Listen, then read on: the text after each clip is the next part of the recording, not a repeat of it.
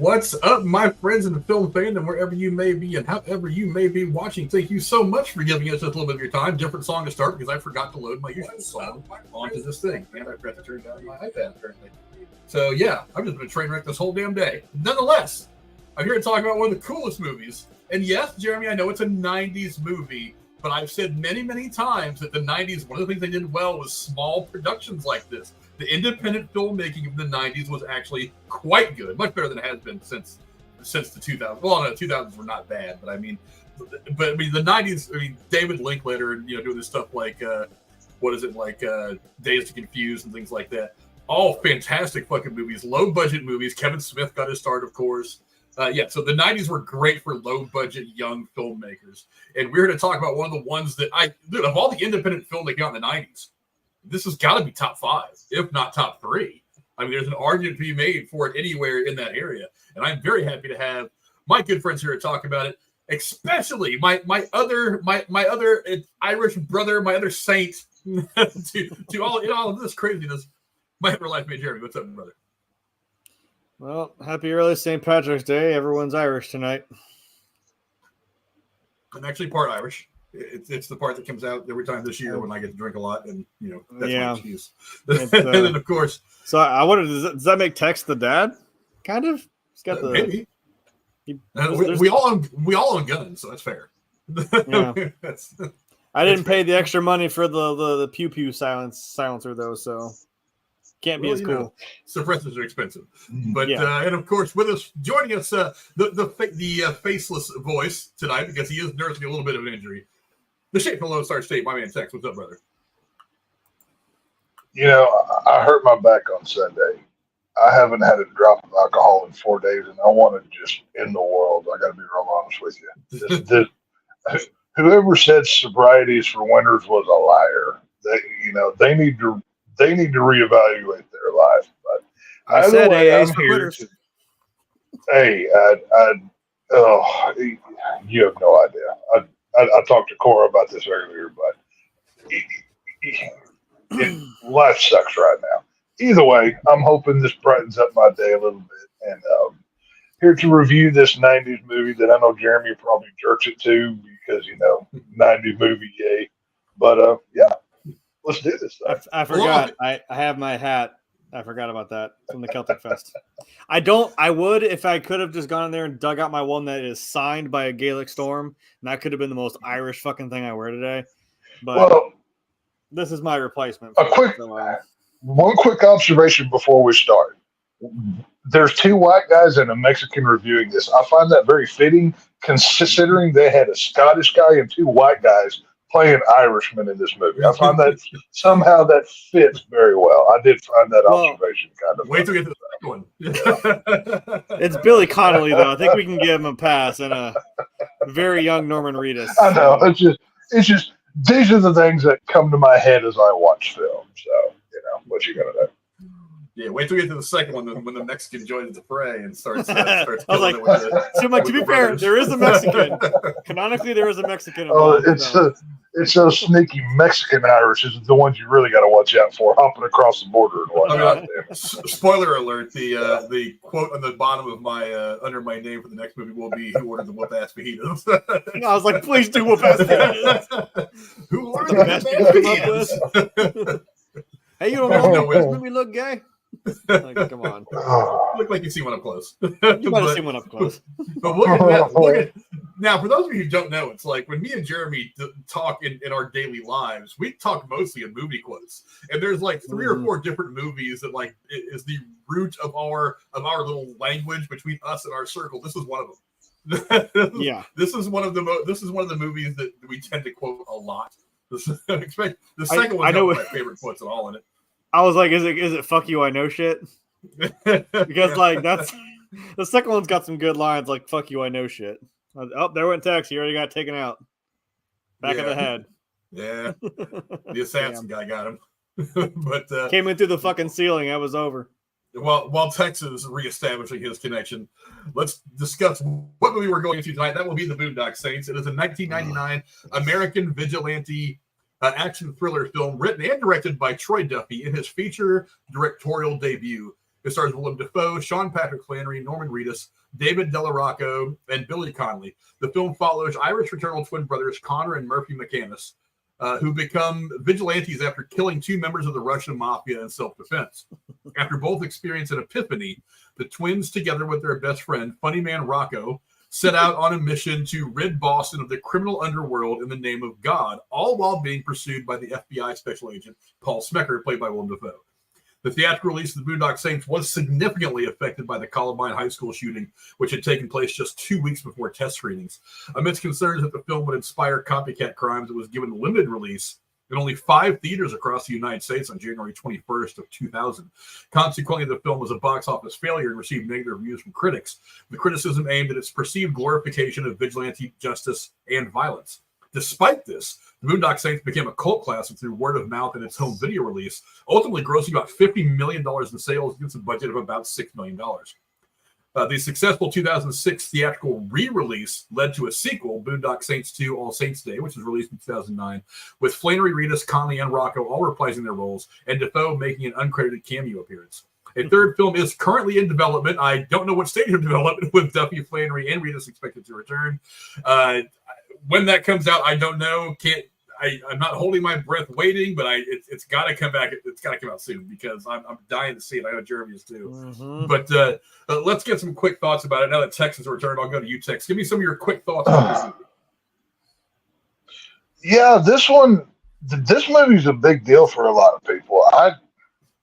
For whatever, I mean, I see a lot of good things about it, and there's a lot of things I like about this movie. I've never been over the moon about the Boondock Saints franchise. To me, this kind of always felt like Pulp Fiction not done as well. I mean, it's very Tarantino and kind of the way the story's told and the way it looks and feels. I mean, of course, Tarantino's very 90s, so this movie feels like that as well. But yeah, this one's, I've never been, oh my God, I got to watch Boondock Saints. Like, that's never been a thing. Like, I may have seen this 3 to 5 times in my life, and I've never really been a rush to it. But it's not everything's for everyone.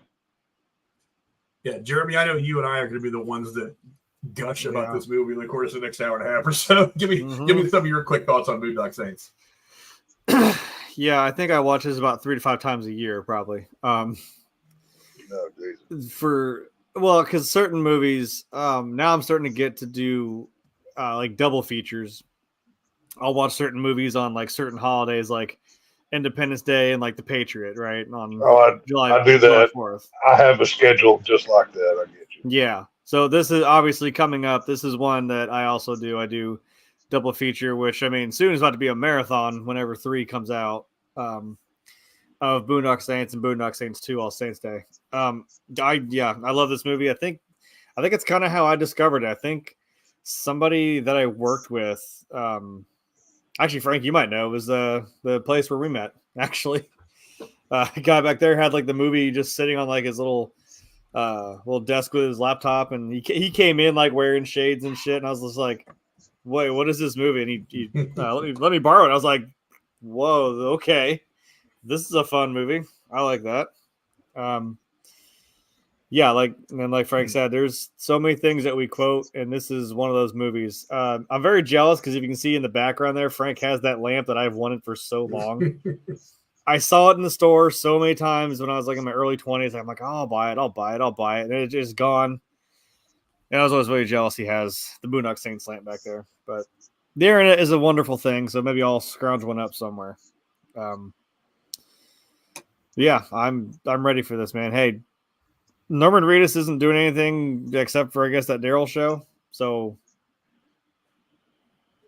there's your nudge, man. Come on.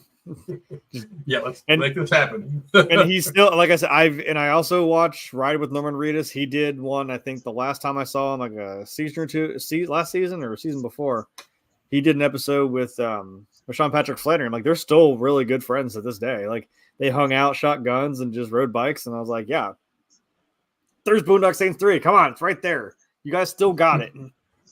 Just drop Bill Connolly a line and let him work. All right. Yeah, right. For me, like I said, this is, in the late. I mean, I graduated high school in '96, so in the mid late '90s, we had this slew of young directors who were putting a new life into low budget independent film. I already mentioned, you had, Kevin Smith, you had Troy Duffy, Richard Linklater was doing some cool stuff. This is of the culty movies that came out of that 7 or 8 year period, the mid 90s and a couple years into the 2000s. This is one of the greats. No money. It was $6 billion. It's not no money. Movies have been made with a smaller budget, but a shoestring budget even for the time. And it's had this lasting power that nobody really understands. I would say that this movie was John Wick before John Wick, before they ever came up with the idea of that character. This movie was kind of doing that thing. Granted, different plots and all that stuff, different beginnings for the characters. But the vigilante guy seeking justice is not something new in cinema. I grew up watching Charles Bronson and the Death Wish movies, but right. The way you do it though, like I said, it's all about it. You can take a story that's been done a bunch of times and do it, make it great. It's all about presentation. And you got Troy Duffy just writing something that was a masterpiece. You got the two best characters to play the brothers, and we'll talk about casting what could have been here in a minute. And boy, when I give you some of the names of the people that could have played these roles, it'll blow your mind that we got lucky enough to get the cast that we got, because there were big names, but I don't think this movie would have come out the same. I thought you were going to say it's all about the execution of the movie. It's all about those two. A downward angle. but it's got the great kills like a John Wick. It's got characters that you kind of side with them. Like I said, the best bad guys are the ones that you understand where they're coming from. So yes, these guys are murderers, yes, they're killers, yes, they're vigilantes that are causing trouble all over the streets of Austin. But it's like you kind of get it. You're like, yeah. How many times have you thought to yourself, yeah, it's illegal to kill that weird guy who takes pictures of kids at the park, but is it really wrong? Yeah, it's illegal and wrong aren't always the same thing. I like how it kind of tells you that, especially like the closing credits. The closing credits kind of have that. They illustrate that dichotomy when they're interviewing these people on the street. Yeah, it's like some people are for them, some people are against them, some people don't want to talk about it at all, maybe out of fear. It was a real that there wasn't a whole lot of social commentary in this movie, which I kind of liked. I think that would have ruined it. But I think, as he said, someone should just go out there and kill those motherfuckers. Yeah, it's like some of these people were like, I don't want to commit to one way of thinking or another. I'm just going to walk away and let it happen. I don't want to be on camera saying good or bad. Because at that point, nobody knows who they are really, or where they are, or if they're going to come for them. As far as some people know, they're just a bunch of crazy killers walking around Boston. But yeah, it's a fantastic movie. That look, the first one is great. The second one I think is on par. I think it's just as good. I'm really eager what the third one's going to bring eventually. But let's get into it now. Let's talk about Troy Duffy for a minute. Yes. When is this guy going to do more? Because I'm sitting here and I'm just looking over, what I usually do when I'm looking at the director. I'm looking over his list of work, and he's done almost nothing outside of this. He's done like one thing, something like that. I know he had messed around with I think there was a TV show they were going to try to do that ended up not working out. He's basically done these, and he did another television show where he did some writing. But other than that, he's only really done this. And I'm kind of blown away at the fact that this guy hasn't tried to step out and do other things. Because like I said, this is John Wick before years before John Wick, 20 years before John Wick. I'm wondering why he hasn't done anything else. He's done Boondock Saints 1 and 2. He was the writer and the director. He wrote a movie called Guest House in 2020 starring Pauly Shore. It was a comedy. I can't say I ever saw it. But and he was the making of this film where he discusses kind of the road to this film being made. And that's it. That's all the television, movies, anything he's done. And I'm really surprised that this didn't lead to other opportunities. I don't know. Tex, I know that you're not a big fan of these movies. You probably don't follow Troy Duffy the way that Jeremy and I have kind of tried to follow his career, but there hasn't been a whole lot to follow. Why do you think that he hasn't made himself more of a name in Hollywood in the last 25 years? Like I said, I'm not a big Boondock Saints fan. Now, I do know that this guy, I know he was in a band, like a failed band. He was a guitarist for a band or something. musician. I forget the. Wasn't it called the Boondock Saints? He changed the name to the Boondock. Yeah. Okay. The name of the band it was the. It started with a B. I don't know. Either way, he was like a musician that never really took off, and then I know he wrote this movie, and then it was shopped around for a while, but something to do with Harvey Weinstein kind of killed it. There was a bunch of drama. Like, from what I know of him, he kind of had a reputation of being hard to deal with. So I'm kind of thinking maybe that had some effect on his career going forward. And I mean, who knows? You know, I mean, obviously we know what kind of monster Harvey Weinstein is now, but he may have, you know, killed this guy's career before it ever got a chance to go anywhere. But I mean, who knows at this point? It's, yeah, I mean, but there's a lot of directors that only, I mean, hell, we talked about Diodetto, you know, doing Cannibal Holocaust. There's a lot of very talented people that only did one or two things and very niche, but that doesn't make you a bad director or creator. You know what I mean? He's good at one thing, and you know, well, we should all be so lucky. Yeah, the difference between Diodetto and Duffy is that Diodetto, he did several things. He did 5 or 6 projects that actually did well in the sub niche, but he did things. Not to mention he was involved in other things, either at a writing or producing level, if not as directly as a filmmaker. But it's like Duffy has done these 2 movies and one other movie. That's it. He hasn't done anything else. He's done since Boondock Saints on Saints Day in 2009. He did the one thing as a writer in 2020 and hasn't done anything else. I mean, there's not much about what he's been doing. And the name of his band was called The Brood. He actually changed it to the Boondock Saints. Yeah. I knew it started with a B, but I couldn't remember what it was. I knew it was something like that. I mean, like I said, from what I know of the guy, he seems like a kind of like a hard to deal with. He doesn't seem like a rubbing elbows in Hollywood kind of person. And you know, I mean, look at somebody like a Toby Hooper. He wasn't like that either. And he never really got the attention that he should have either. So, you know, maybe he's that kind of guy. He knows what he's good at, but, you know, he may not be as good at the personal game. So who knows? All this crap in Hollywood is half of it's who you know. And it's just, you know, it's one of those things.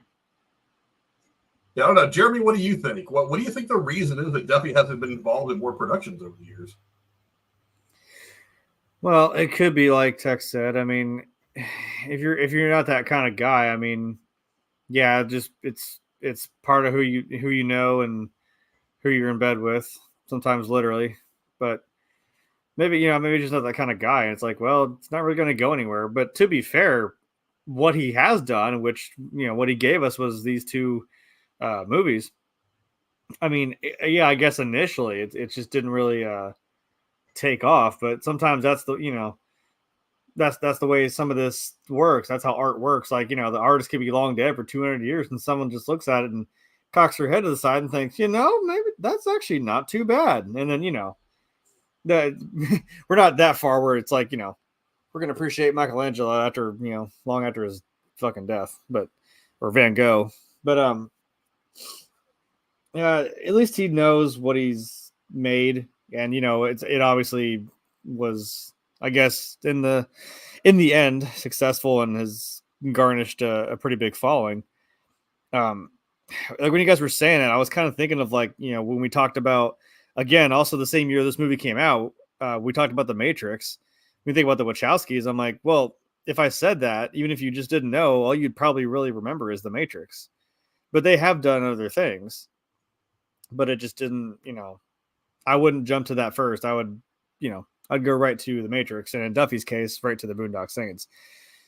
Granted, that's the only place on the dartboard I can throw, but I'm just, you know, I'm just saying. Well, I mean, the idea of him being, and I forgot I had to take about, you know, the idea of him being difficult to work with, I mean, come on, it's Hollywood.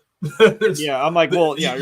You can't swing a dead cat in Hollywood without either hitting somebody who's an actor or an actress, or B, somebody who doesn't have a history of being, quote, hard to deal with. I mean, let's face it. I've heard that Robert De Niro was hard to deal with, but it's like every year the guy goes home. Oh, he's just an idiot overall, but that's a different kind of podcast. Well, I mean that's one thing. It's like hard to deal with is one thing, it's something different than just being an asshole. Because I can understand why people. I mean, you practice your craft for a long time. Some of these, a lot of projects, a lot of people don't realize. A lot of these guys don't just sign on to do a movie to get a paycheck. For a lot of people these days, they sign on to a movie because it's a passion thing. They want to be a part of telling a story, so they take it personally when a movie doesn't do well. They'll start to ask themselves, "What did I do wrong? What was the deal? Why didn't it come out to the fanfare and the love that I thought it was going to be? Because I thought I was telling this great story." But it's like De Niro, yeah, he's difficult to work with, but it's like every time this time of year, every year he walks in the door from the Oscars and throws another Oscar in the pile. It was like whatever, hard to deal with my ass. I've got 270 Oscar nominations and about 178 wins, so. Hard to deal with is not unusual. You hear that from athletes all the time, and they're successful. I've heard Tom Brady's hard to deal with, but the guy's got 250 Super Bowl rings. He's going to be a Hall of Famer, so be hard to deal with. That's fine by me. But I mean, I personally, the way I read this is like he doesn't really give a shit about being the next great director. He doesn't really give a shit about being the next great writer. He's like,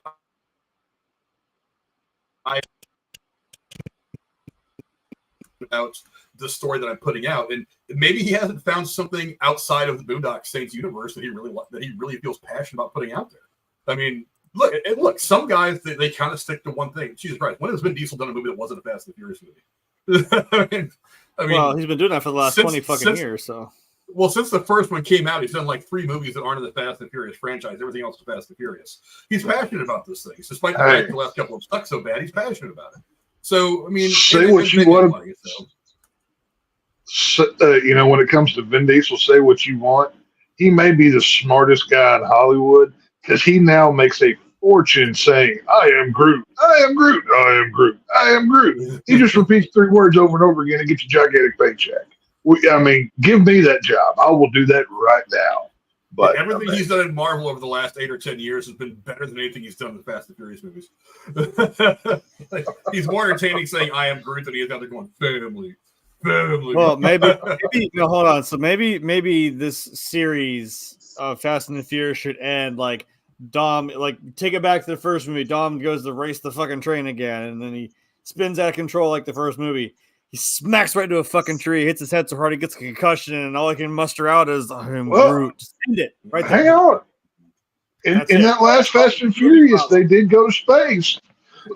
They did go to space, so maybe the Guardians pop up. Just saying, there's a crossover potential here. You didn't see it over there in the corner. You didn't see the Milano just sitting there, just kind of cruising on by. Well, you know what it is. It's Dom Toretto is actually a variant of Groot. That's what it is. So what you're telling me is they're going to get in the cars and the fucking TVA is going to show up and just drag them. Take them back. It's gonna prune his ass. They got a TVA impound lot where they got all the damn cars. Yeah, but I can't really. I mean, without straight out asking Troy Duffy, I can't imagine why he hasn't done anything else other than the fact that he hasn't found anything that he's passionate about outside of this franchise, which is not a bad thing. I mean, let's face it, he's probably not hurting for money. He still owns. I mean, I'm sure he's getting plenty of residuals from Boondock Saints. Part of him doing this movie is that Miramax bought the bar that he worked at and gave him a majority ownership. So I mean, he owns a bar in Boston, which can't be a terrible thing. In the most alcoholic town in the world, and you own a bar. That's probably not talking about cornering a market. But so maybe it's not really about the money. Maybe he's just like, I'm living comfortable, and maybe I can pursue the passion, the artistic side of all this, instead of running to a project that's going to give me the ability to do another project. Maybe that's just what it is. I don't know. Without asking Troy Duffy, it's hard to know. But I am curious as to why I haven't seen him do anything else. But I mean, let's talk about the cast now. I mean, obviously led by these two, like Jeremy. We like I said, we wax poetically constantly about this movie, not just because it's great, but because it's just loaded with some talented people. What do you think of the cast, and who stands out for you the most, other than maybe these two? Did you ask me? I was in the middle of typing. I'm sorry. Yes. Okay. First of all, I love that shot. There's probably not a shot in this movie that's like not just some of the most badass things you've ever seen. Like, first thing you do when you walk out of Catholic church in the morning is light up your cigarette with your twin brother, after being just told about the story about some lady getting brutally murdered. So, typical Boston thing. Shit. Who? See, because you know me, I'm always gonna pick somebody else. If I want to go really obscure, and it's only because I got a fairly decent compliment that I still hold dear by Brooding Gamer. Shout out to him. He's in the description somewhere. The scene where they go in after killing the Russian mobster guys, and they hand that guy the big Desert Eagles, they hand him the phones, the pagers, all that crap. And all he does is he just like sits back, like flips on a fucking switch, hands him 2 bags, and says, "Knock yourselves out." He told me, he's like, "I see you being that guy." Like that guy in the movie, just like a whole room of guns, and just says like, "Yeah, knock yourself out, go for it." You know what I mean? Yeah, that just a casual room, just wall to wall guns. So that guy for sure, the guy who armors them up. But if I had to pick a more main role that's still a side character that I absolutely love, you got to give it to Doc. You know, who runs the bar, and all of his words of wisdom. Even though he, as I say, he might need a proverb book because he's kind of muddying the line on some of those sayings. So, got to give it to Doc. Yeah, I don't know. Tex, what do you think? I mean, other than the 2 brothers, maybe, who stood out to you the most in the cast? Well, normally I do the same thing and I pick somebody else, but I have to go with my Saul legacy casting here of Sean Patrick Flanery here, Mr. Bobby Dagan himself. The terrible Irish accent that he goes in and out of within this film, which I find hilarious. Just actually listen to them. He's the one I'd have to go with. But besides the main brothers, I like Rocco just for that one scene alone where he says "fuck" probably 30 times. Like that scene is just certainly illustrates the diversity of the word. Oh my God! Like I don't teach. Everyone needs a Rocco in their life. I'm telling you, everyone. Does. Right, but there's 2 scenes in this movie that stand out for me. There's that one where he says "fuck" 30 plus times, and then the other one where the guy with Tourette's cusses in front of the nuns. That scene is just art right there. I don't know what like I said, Rocco, he was, probably the best. Rocco probably has the best kill in the whole movie where he holds his coat open and shoots the guy from inside his own jacket. Like, for some reason, it's like, yeah, you ruined the coat, but you did it in a boss way, so, it's all good. That's probably my favorite death, but, yeah, Rocco's pretty cool in this film. Yeah, it's so hard. It's so loaded with such great actors. I mean, I love Willem Dafoe. Everybody knows this. Him and his man panties need to get the hell out of this movie. I'm not going to allow that one. That was disgusting. I'm sorry. But I mean, honestly, it's like, how do you beat Billy Connolly in this movie? I'll say, Billy Connolly. Nobody. Yeah. I mean, since maybe Silence of the Lambs, with the 5 minutes of screen time getting Hannibal Lecter an Oscar. It's like, I mean, he's in the movie for so little, but it's like he gives the movie so much more depth, especially at the end when he walks into the room.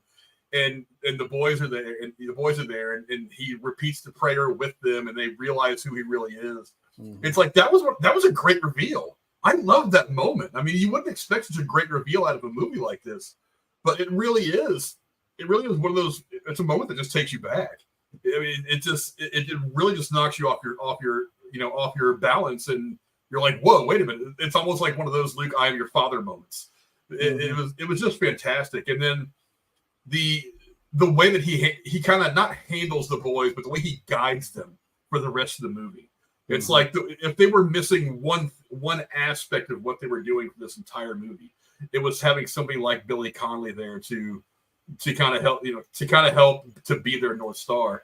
And especially when you get to this point at the end of the movie, where I was just like this, there was something as terrible as it was, watching a guy get executed in the middle of the courtroom.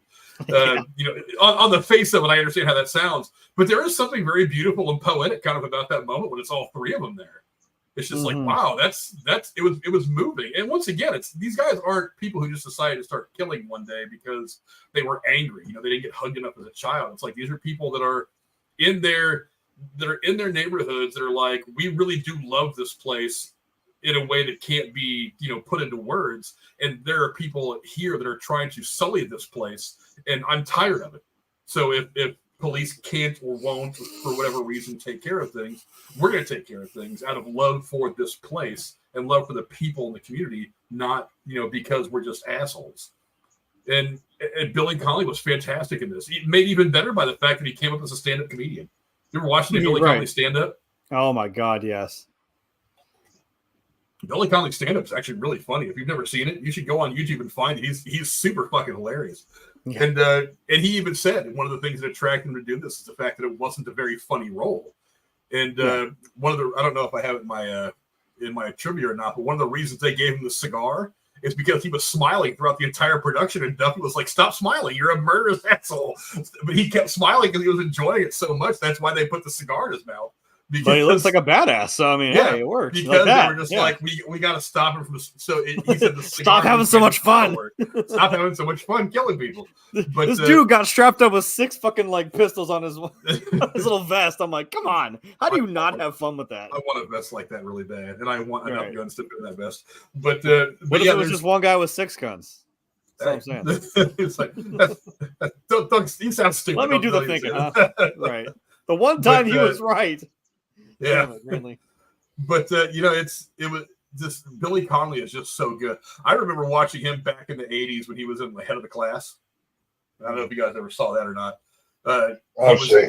He was a teacher and Head of the Class. That was much more comedic, kind of not a Saturday morning cartoon, but it was an after school thing.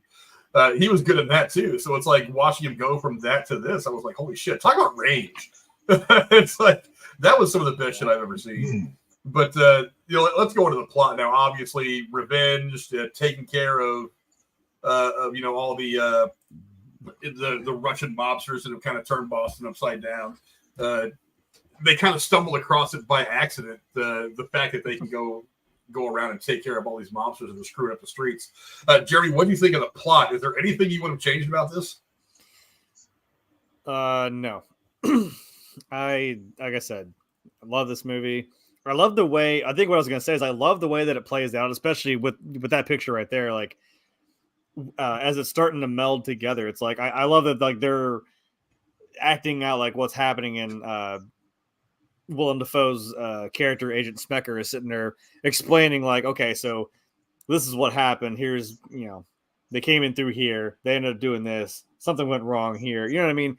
I like it's always you see them come upon the crime scene of just like an absolute mess of bodies, whether there was 9 bodies, maybe 9.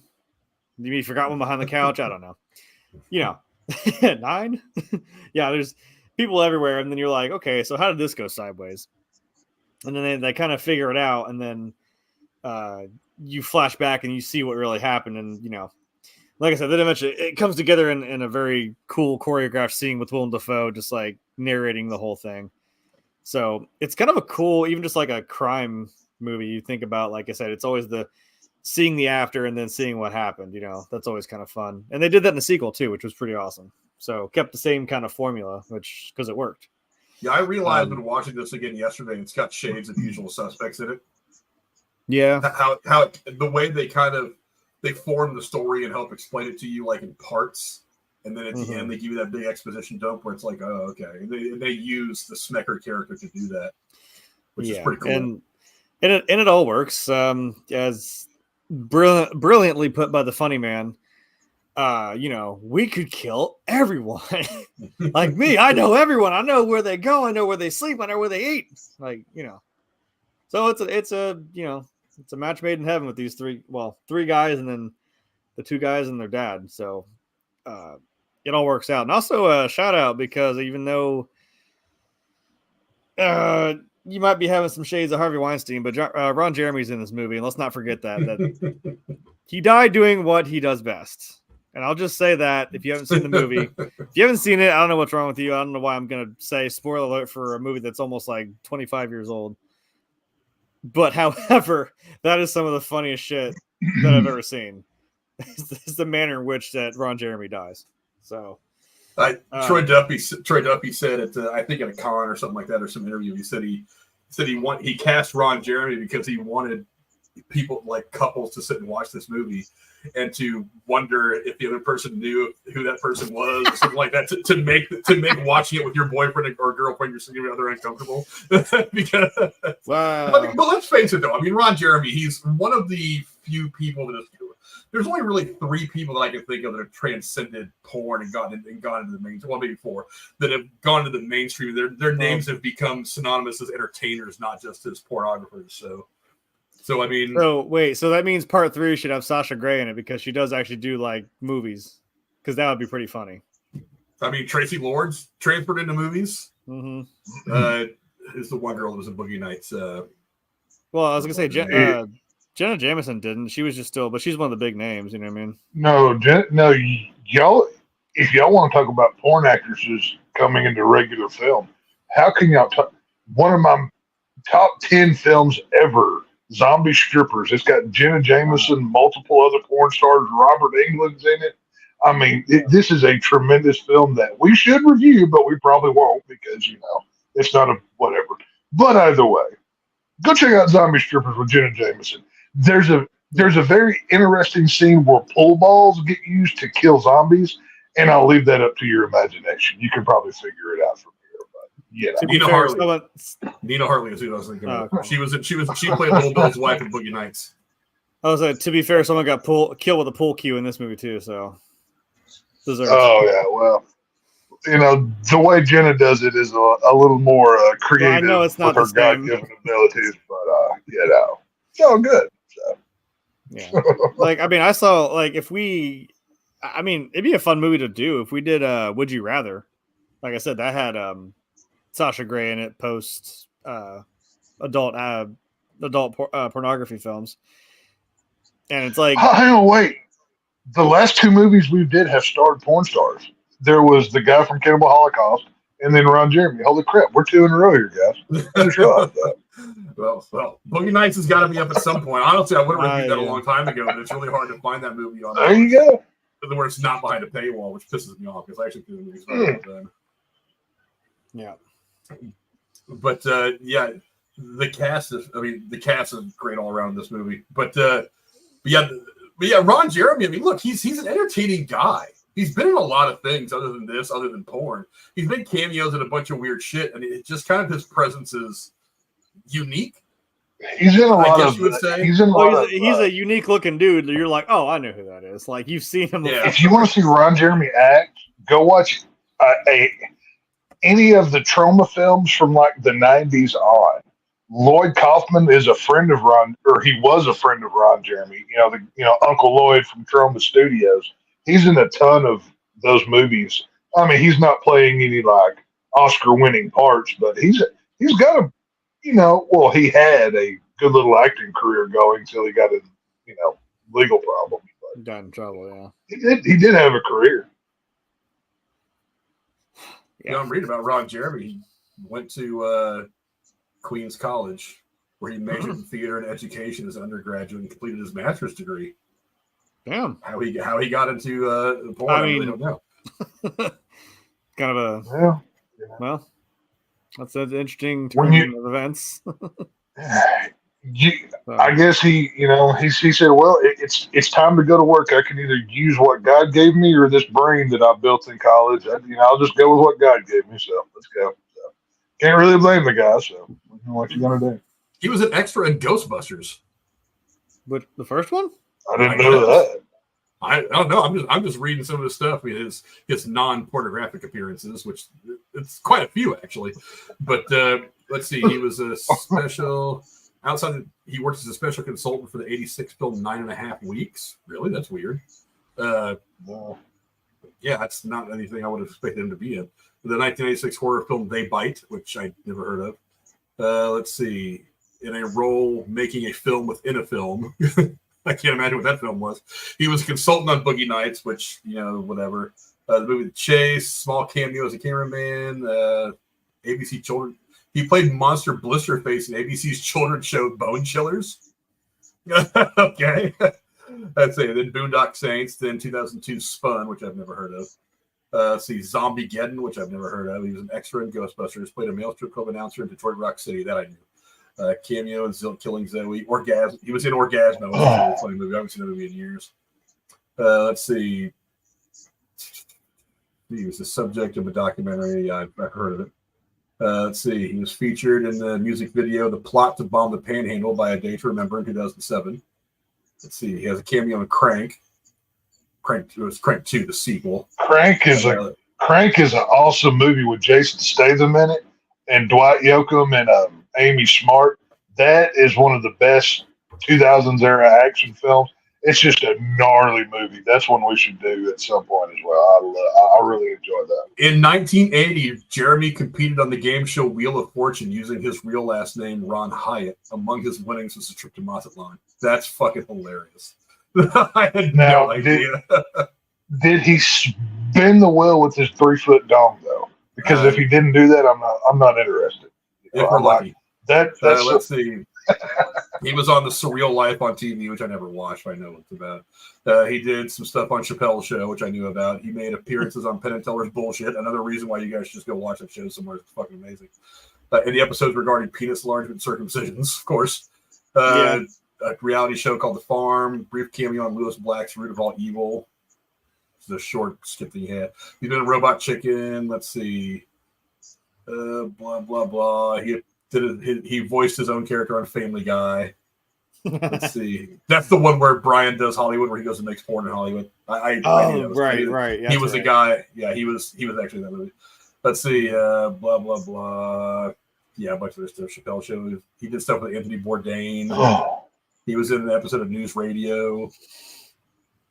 And then music videos and stuff like that. But the guy's been around. And then he went to prison. Yeah. Yep. That's his career. He went from Wheel of Fortune to prison, folks. That's what Ron Jeremy. Yeah. But I love the plot of the movie. I think it's fantastic. I look again. It's sometimes you just got to keep it simple. And this is, Duffy actually wrote this by. I think there was a story or an incident that he had seen in real life. Let me see if I can find it here. I think it may have been on the Wikipedia page. Let me see if I can find it. But he was sitting. I think he was on break at work or something like that, and he had seen some lady getting beat up and robbed or something like that, and that's kind of what became the idea that built into the Boondock Saints, was that he had kind of taken that part and kind of worked that feeling that he had in seeing this thing into a story. I imagine that's part of the story that they tell you in the beginning of the movie when the priest talks about the lady that got killed in broad daylight and no one did a damn thing about it. Troy Duffy's screenplay was inspired by his disgust at seeing a drug dealer taking money from a corpse across the hall from his apartment. Duffy, who was working as a bartender and bouncer, had never written a screenplay before. Hey. There you go. Yeah. But yeah, like I said, sometimes it's a simple plot given feeling and emotion by great characters and writing that really blows the doors off the theater. And this is one of those movies that does that. But see where we're at now. Let's move on to some trivia now. Boy, I've got some doozies here. There was so much trivia that I wanted to use. I try to limit myself to about 12 or 13 because we'd be here all night going over trivia for some of these movies. But I mean, there was just so many good ones here. And sticking with the all the video game fans out there, what could have been? Let's see. A video game was supposed to be made based on this film, but was later canceled. The characters of Connor and Murphy would later feature in the side-scroller game Broforce, which was released in 2015. Okay. I saw the title card to this game, and I was like, I feel like I've seen it somewhere before, but it wasn't a game that it was all interesting to me. I didn't even bother going on YouTube to try to find any gameplay footage of it. Right. But I mean, I think now would be a better time to come out with a Boondock Saints style video game because you could make it to be something like Grand Theft Auto. Give it that open world feel. Well, that's what I was going to say. Why not just put Boondock Saints DLC in Grand Theft Auto? They've already made the game. It'd be easier to put them in it than create a whole world. It's kind of like doing contract killings. Like you just kind of go do, Right. Or, just copy off of what Fortnite does and do skins. do Boondock Saints skins in GTA or whatever. I mean, it God, it fit right in with the whole. I'm just saying, put the Boondock Saints in Fortnite. Period. Just give us a bundle Hell, with Connor and fucking Murphy. It'll be awesome. Right. I would be throwing my wallet at my PlayStation. Like, take my It's money. not like it's not like Exactly. Fortnite is afraid to put killer skins. They had a Michael Myers skin with the knife. So I mean, what's different? And there's already guns in the game. So what's the difference? So Yeah, might as well. I mean, the silenced pistol used to be one of the guns in the game anyway. So Right. I mean, now that them, you probably couldn't have them smoking because, that might influence kids to smoke cigarettes, but, who cares? It's, put them in the game. Why not? Yeah, They're playing they're doing characters much to stop people now anyway. yeah, like you're playing characters that are, I don't think we're too worried about that. But let's see, the church that they are actually seen at in the beginning of the film, is the Church of the Covenant. It is actually not a Catholic church, but a Lutheran church. No Catholic churches in the area would allow filming in their sanctuaries due to their objections to the plot of the movie. That sucks. Even the Catholic Church was like, "Nah, we don't want that in this movie. We don't want anything to do with it." Well, I mean, I get it. Yeah, I know. get it. I mean, like I said, because school shootings were not yet a thing, but I mean, but even in New York, you had like Bernie Getz, like in the early '80s. So it's not like vigilante stuff hadn't happened. But it's like sometimes I feel like you would just embrace it for the fact that it might draw some people in. Like I don't know how many of you out there have watched The West Wing, but there's by far the best episode of that entire show is called Two Cathedrals, where President Bartlett goes into this church for a funeral, and he has kind of a moment where he's yelling at God. He tells everybody, "Okay, clear out the church. I just need a minute." And he's having a moment where he's like yelling at God. He's like, "Dude, what the fuck is wrong with you? I'm trying to do shit for you. I do it in your name. And this is the bullshit you're giving me." And I remember hearing a story watching, because the first time I watched that show, I watched it on DVD. And I remember listening to the commentary of that episode. And one of the directors was like, they were getting ready to shoot that scene, and one of the directors went over to one of the priests who was there to watch and said, "Are you sure you're okay with this scene being here in this church? Because he's not denouncing God, but he has got an issue. He's putting a voice and words to his displeasure with God's actions." And the priest said, "Yeah, this is gonna be great." I was like, that's the kind of response you should have. It's like, come on. It's like, for one, it's a character. It's not real. It's not real life. But it's like, that's the kind of response that I would have had. Like, the one priest is like, "Yeah, this would be fucking awesome." Yeah, but I guess they just didn't, like you said, with all the things surrounding this movie and with, I mean, what Columbine happened the same year, right? So I don't think they probably wanted to have anything. They're just like, "Look, we're just not going to touch that one. You just leave it." Well, Columbine, I mean, screwed up a lot of stuff. I mean, I mean, obviously we're not talking about the Scream franchise, but go back and look at what Scream 3 was supposed to be, and then what it ended up being. It very much of a more gory, just, horrific film. Then they had to basically turn it into an episode of Scooby-Doo without the dog, which is what it ended up becoming because Columbine, affected the nation so much. And, this film was just another tragedy of it as well, unfortunately. And just like all those ones in the early 2000s when 9/11 happened, you had to change a couple of those Right. as well. So it's like, you just can't, I mean, Yeah. it happens in the world and it's going to start, affecting other things. And it's weird Right. to think about, that there was a time before that. But, Well, and to be fair, I've never, something bad happened in real life. Then a movie or television show that was shot 6 months to a year ago comes out at before it. kind of a similar time. I'm not the type of person to equate those two things. To me, that's not fair. It's not like these people knew that this was going to happen. You can't punish these people for something that two idiots did in Colorado. That shouldn't have been. I mean, whether it was Boondock Saints, Scream 3, or I'm sure there's 20 other movies that were similar in a violent plot point that were edited or shelved or God knows what happened whenever, the tragedy happened there. But it's, Even just like that one idiot in Colorado at the Batman premiere. At the Dark Knight Rises, yeah. He was, they're in Aurora, Colorado. I mean, hell, even when Joker came out in 2019, the people that lived in that town wrote Warner Brothers saying we don't want this shown in our town. But you can't. I mean, I can see why they would do that, but I don't know. To me, that's I don't know. I get that it's like Going a like little you bit said, far. they made this already before they even happened. That's not anything Right. in your power. Right. But I get that, like, oh, when it came out now and this thing happened and that's fresh on everyone's minds, and now you see this and you're like, oh shit, like you don't want to. I mean, you probably don't want to upset somebody because it is still fresh on their mind. But people don't think past that text. They're not thinking like, oh yeah, they made this movie like a year ago. But to be fair, most of the people who were going to be offended by that weren't going to buy a ticket to see a violent gun movie either way, whether a shooting happened or not.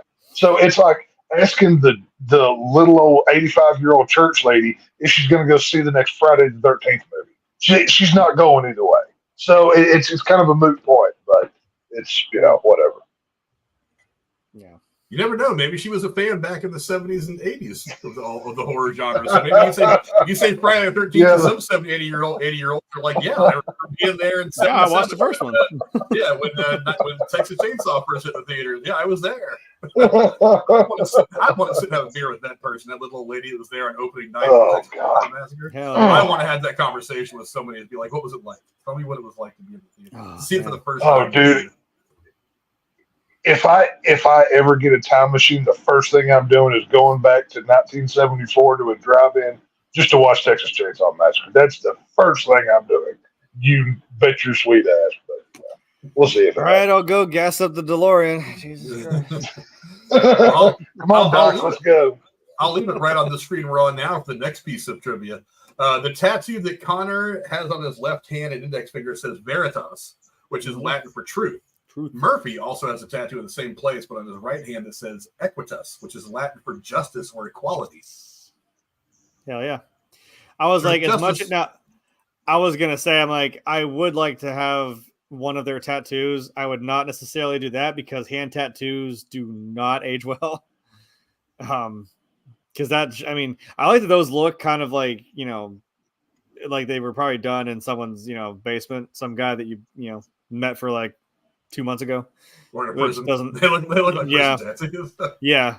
Although I guess canonically we see in the second movie, maybe they did it to themselves. Like maybe they made each other's tattoos. But like the Celtic cross on their forearms, which are they have the one on their shooting hands.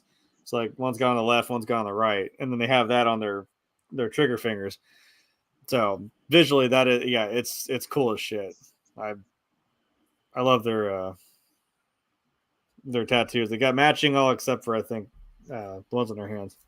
I can't think of two more iconic tattoos for movies. They're all Danny Trejo's maybe. The guy with the sombrero that he has on his chest. But it's like I can't think of two tattoos that are just so easily recognizable by most movie fans. It's like you see that, you automatically you're like Boondock Saints. I know exactly where that's from. Oh hell yeah.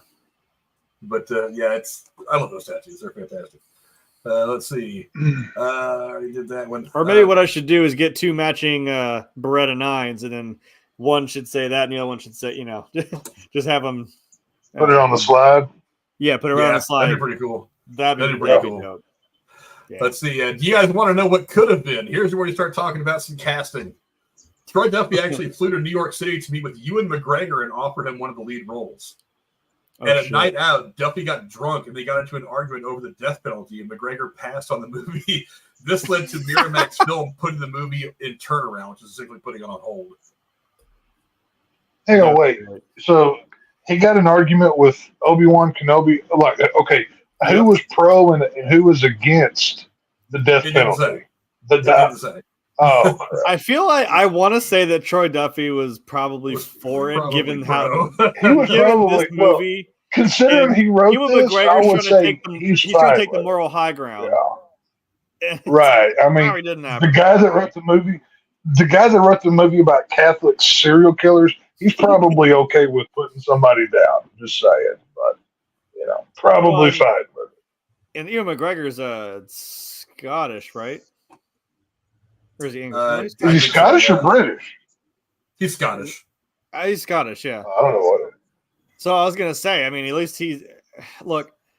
As much as I love this movie, but I'm like, I can also forgive it because it's Norman Reedus. I'm like, the Irish accent's not quite there.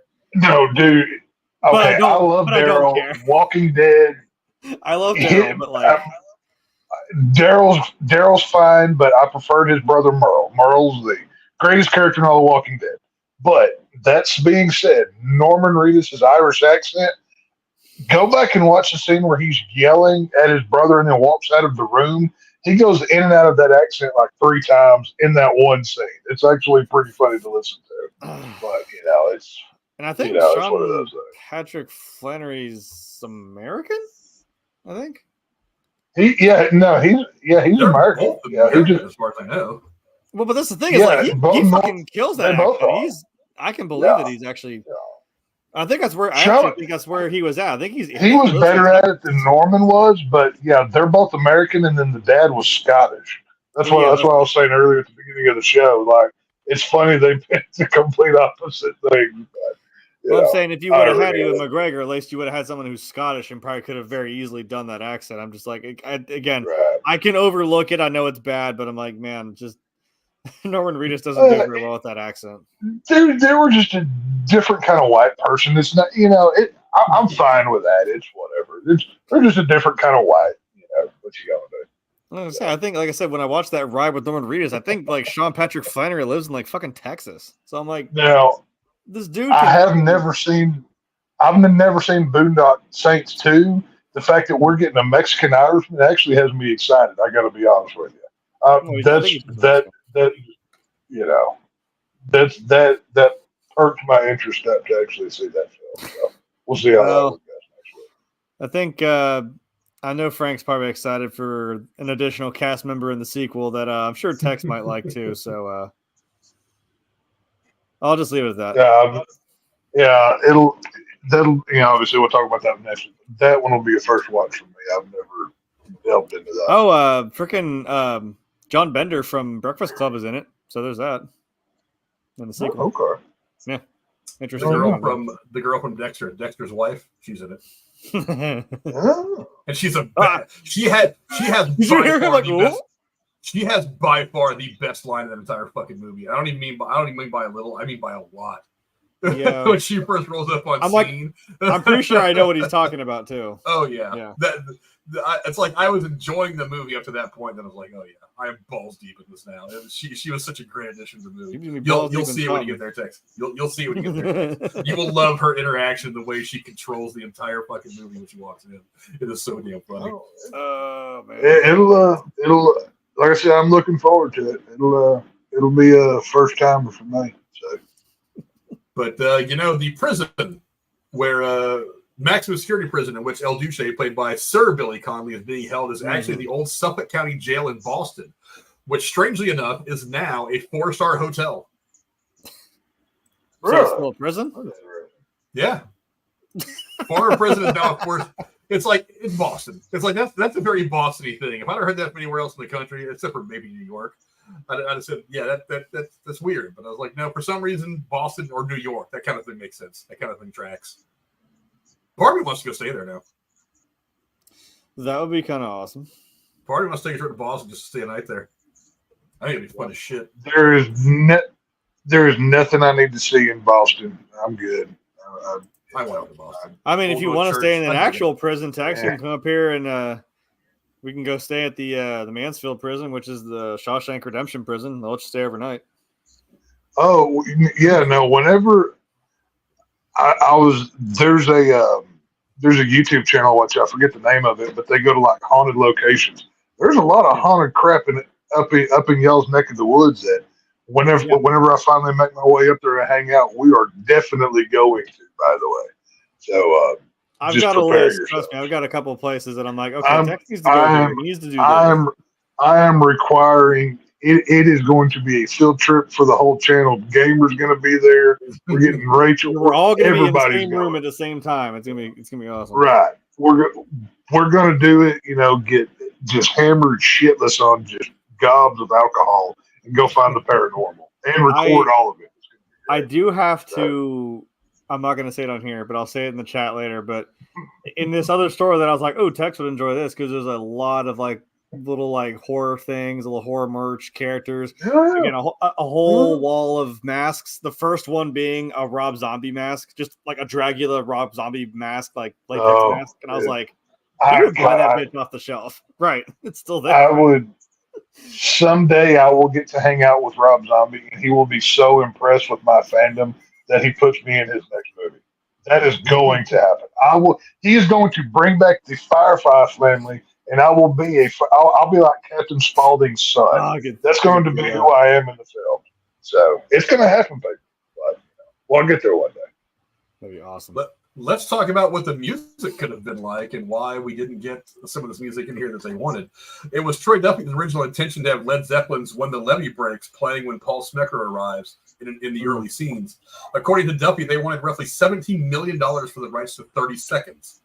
Duffy also mentioned that he wanted the Beatles playing in the scene where the brothers are buying the heavy weaponry, but they too wanted $17 million for use of their song. Well, I was gonna say, if you know anything about Zeppelin, I was like, yeah, well, good fucking luck with that because you're not getting it.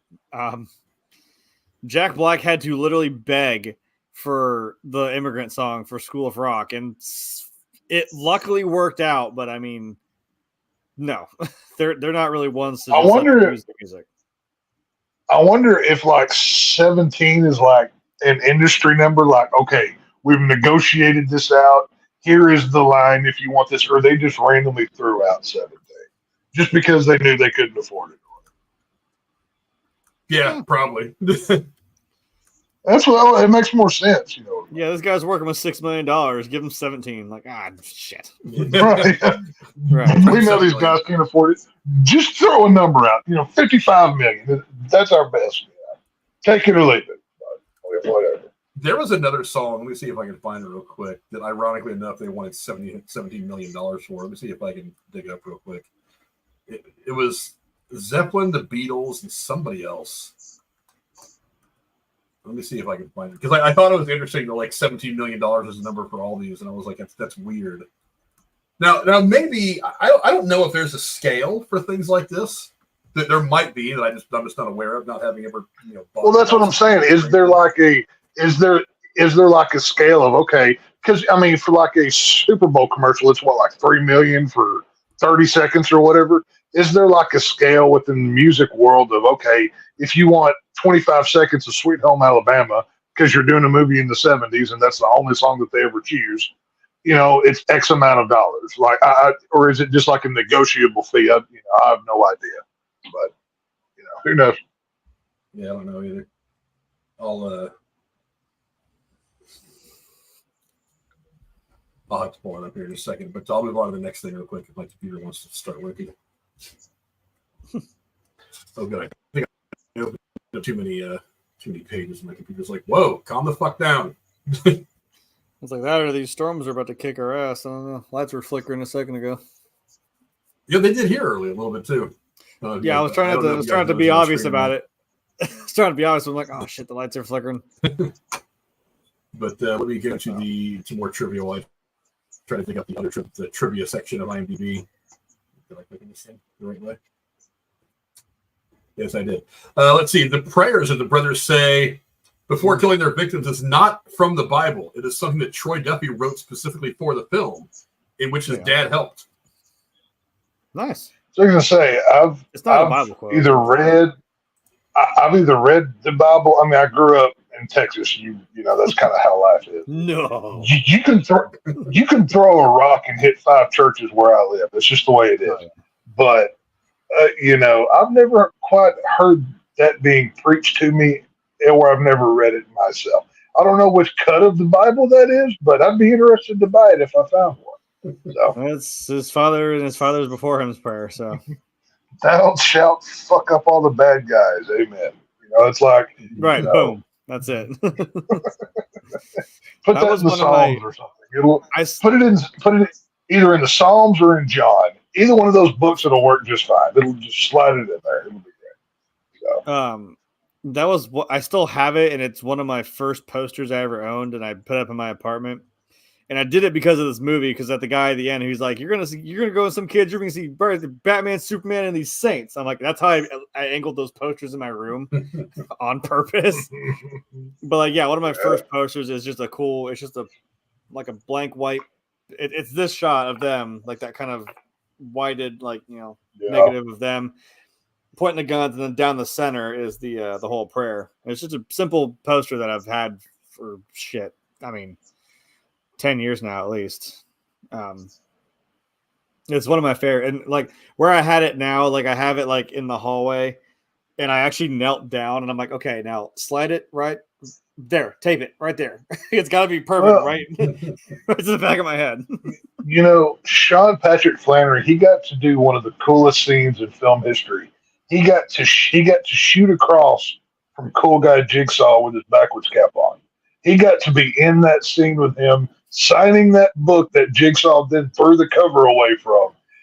That might be the greatest thing he's ever done in film. So, just kudos to that man, because he's had an illustrious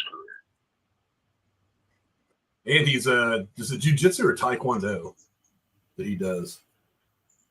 I have no idea. Who? Talking about Flanery? Sean Patrick Flanery. Flanery. Because I remember they actually delayed filming or his filming for Boondock Saints 2 because he runs a team out of LA, and they were going to Europe to fight in a tournament of some kind. Really? So he's like, so he is a martial artist, like legit martial artist. Huh. Which I've never seen him do any. He's great with the fist and with the steel, so you don't fuck with this guy. I've never seen him do any kung fu, or I've never seen him do any martial arts in any film I've ever seen him in. I guess to be fair, when like Rocco goes to attack him, like, why the hell did you just let this guy go? And the way he just effortlessly just flips him onto that table and like holds him down, he's like, all right, you calm the fuck down. I was like, the way he just grabbed him and flipped him right over back onto the pool table and told him to like chill the fuck out. I'm like, that was pretty. Since Rocco's like 6 foot something at least, and I'm pretty sure Sean Patrick Flanery is down like where my height is. Like he moved that whole man. Yeah, he's not. Flanery's not a bigger guy. I mean, he's maybe 5'8" to 10 at most. He's not a big dude. Because Rocco's at least like 6'2" or some shit. Like, I'm gonna look him up. Oh, easily, yeah. Well, you got in more casting possibilities. Who could have been Paul Smecker, and this is where this could have gone really off the rails. Patrick Swayze, Robert De Niro, Sir Kenneth Branagh, who would have been interesting, and Kevin Spacey all passed on the role of Paul Smecker.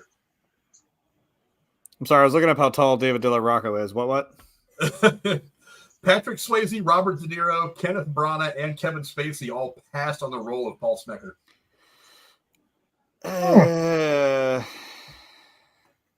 Nah.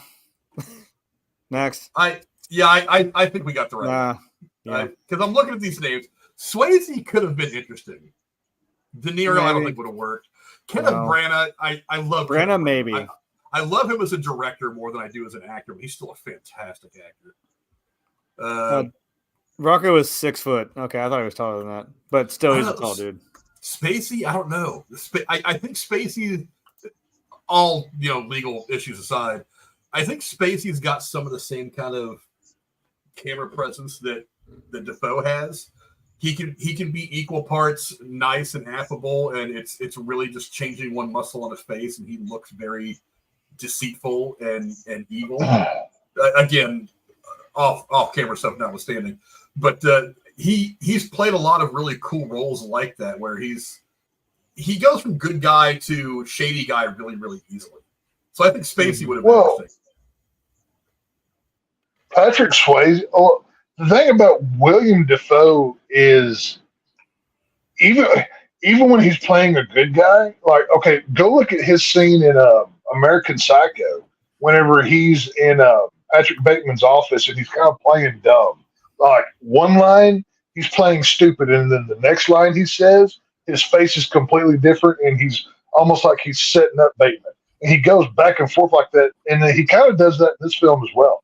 He's probably the most suggestive with his face. Swayze, I could see him in this role, but William, like I said, take the cross-dressing scene out of it. And then, of course, the scene that Frank, you and I talked about where, he slaps his man lover, whatever the crap they are. You know, I don't want to say the word because I don't want Frank to have to do editing. But that scene right there, like I won't repeat it, but I do that to Rachel. Yeah, I will repeat that line when she's like, "Cuddle." Well, like I'll say it, but I'm not gonna say it on here because it's just funny. I'll put it to you this way: it's been long enough since I had seen this movie that when I rewatched it, I completely forgot he was a gay character. I did not even remember. So whenever he's laying there in bed with her, I'm like, "Holy crap, this is a gay guy." Okay, and then he says this line, which is hilarious. In the pain that I'm already in, I laughed so hard, like my back ached for like 30 minutes because I like jerked and I was not very happy. But he just delivers it so serious. I love it. Oh, he does. Oh, you want to cuddle? What a, oh, it's just great how he delivers it, and like it's like that little slap that he does too, like that little sissy slap he gives it. He's like on a serious phone call, and he's like, "Stop it! Like, what are you? I'm trying to do. Talk about it, murder. Damn it, go away." Right. Also, okay, apparently I was way off. Rocco is 6 foot. Sean Patrick Flanery comes in at 5'11", and Norman Reedus is 5'10". So I was completely wrong. And it's Brazilian Jiu-Jitsu, which is what Sean Patrick Flanery does. He is a 4th degree black belt. Holy hell! Yeah, I wouldn't be messing with this guy. Yeah, some other possible Paul Smecker actors we could have gotten. For the role of Paul Smecker early in production, Miramax Films actually preferred Sylvester Stallone, with whom the studio had an existing relationship, or Bill Murray or Mike Myers. This was all Mike Myers? Really? Myers? Maybe? Here's why I think Bill Murray, I don't think so. I don't think he can do anything without being Bill Murray, and Bill Murray would have been too comedic. Whereas what we ended up getting from Willem Dafoe was that more manic, unhinged FBI character, one who was kind of on the verge of breakdown. Well, the reason why I think Mike Myers would have been interesting. Have you seen 54 about Club 54 in New York? Oh, Club 54, yeah. No, that's not a comedic role, and he's awfully fucking good. Mm-hmm. I mean, you may or may not like the movie, but just if you get a chance to go watch it, watch his performance. He's when he dirties himself up a bit and gets away from the Wayne's World and shit like that, he actually is a pretty good dramatic oddball actor who gives it like that character that he plays in 54. He gives that a really cool dimension. So I think Mike Myers could have done it. The problem with Mike Myers that I see is I have trouble looking at Mike Myers, even if he is really good like he is in 54, and seeing anything other than Wayne. Right. It's like because I grew up on Wayne and Wayne's World and shit like that. So now it's like all I got from him for 20 years was the comedic stuff from SNL and things like that. I married an axe murderer, that kind of thing. So to see him step into the only thing I've ever seen him be Wayne's World, Shrek, or the Austin Powers movies. That's the only thing I've ever seen. And none of you mentioned the cinematic masterpiece known as The Cat in the Hat. Come on. But that's what I'm saying. It's like I'm starting to see him stuff like that. I didn't know he played the Cat in the Hat. He was the Cat in the Hat for the live action adaptation. It's almost jarring. But yeah, if you get a chance, go watch 54. It's a fantastic movie. Yeah. I've never seen that. It's not a lot of murder, a lot of boobs. There's some crazy shit that happens in that movie. But yeah, I mean, Mike Myers was interesting. Sylvester Stallone, I couldn't have seen it. No. The one thing that you mentioned that I could see was Murray. Now, obviously, he's another comedic actor as well, but you also have to take into account he was almost our '89 Batman before Michael Keaton got it. I mean, he's got yes, he's a funny guy, but I can see the more serious side of him. That I said it when we did. We were reviewing something a long time ago. I would love to go to a different timeline and see what the Bill Murray Batman would have looked like. I think he could have worked in this movie as well. Everything I read about what would have been a Bill Murray Batman is it was going to be something more akin to what we got from like the 60s TV show with Adam West, which I mean that could have been good, but I mean for the Batman that we ended up getting from the Tim Burton movies, I think that Bill Murray. Look at that point in time. Michael Keaton and Bill Murray were very similar in how they acted and everything else. Keaton was a comedic. People were so upset when Keaton got the Batman role because he was a comedy guy. They were writing letters to Warner Brothers, very similar to Bill Murray in their lineage of what they had done. But yeah, I could see Bill Murray in this as well. But even at that point, Keaton had done some other comedy, dramatic kind of things. He had done so when we Crazy People, I think, where he was in a like a crazy house, and it's like he was not necessarily crazy, but like he was in there for whatever reason. It's been 150 years since I've seen this movie, but I mean, he had done stuff with like there were comedies with serious, like Gung Ho. I mean, it's looked at as a comedy, as an 80s comedy. But I mean, it's got some serious tones in it about jobs and the future and automation and foreign companies coming in and buying shit. I mean, there were serious tones about that. So I mean, I think he was more well suited. Whereas by the time this movie is coming out, it's like Bill Murray hadn't done anything more serious than Ghostbusters. I mean, Groundhog Day, things like that. I mean, it's like that's as serious as Bill Murray had ever gotten. So he had never really stepped out of that zone. I mean, he has since then. To mixed results. I mean, he's done some more dramatic stuff in the last like 50 or 20 years, but they haven't been as well received or as well loved as some of his more comedic stuff, like Ghostbusters, Caddyshack, that kind of thing. But now I'm gonna give you guys a couple of over-unders. Don't you dare ask me how many F-bombs during this movie, because I'm going to say they all go to Rocco. He wins the award. In that one scene, there's a lot just from Rocco in that one scene. God damn it. Okay, so thank you. What's the over under? I'm gonna say 175. Oh, Jesus Christ! The over under of 175. Jeremy, how many times was the word "fuck" and its derivatives used in this film? Well, Rocco used about 20 of them, I think. So in one go, in one go. Yeah. God damn it! I don't. I tried to say like. I was thinking like, oh, this is like Scarface. There's so many F-bombs. Like, Frank wouldn't be that dumb to fucking ask me again. Like, fuck. I think the answer will surprise you. Well, you said 175. I set the over-under at 175. I don't feel like that's fair. I think he's playing a mind game with me, though, because I'm like, I don't think it's that high.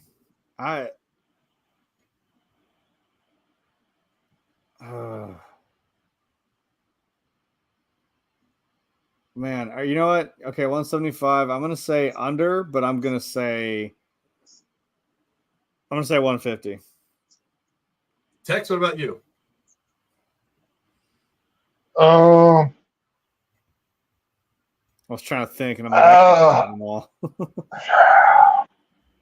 175. That seems a bit high, even though there was a lot of fuck.